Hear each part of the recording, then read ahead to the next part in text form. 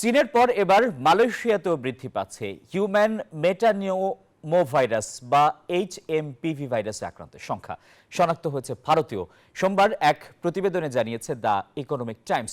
সংবাদ মাধ্যমটির খবরে বলা হয় 2020 সালের করোনা মহামারীর পর এবার চীনে দেখা দিয়েছে নতুন HMPV ভাইরাসের সংক্রমণ। এতে হাসপাতালগুলোতে রোগীদের ভিড় বাড়ছে, বিশেষ করে শিশুদের মধ্যে বেশি দেখা যাচ্ছে এই ভাইরাসের প্রভাব। আর চীনের পর মালয়েশিয়াতে দেখা দিয়েছে ভাইরাসটির সংক্রমণ।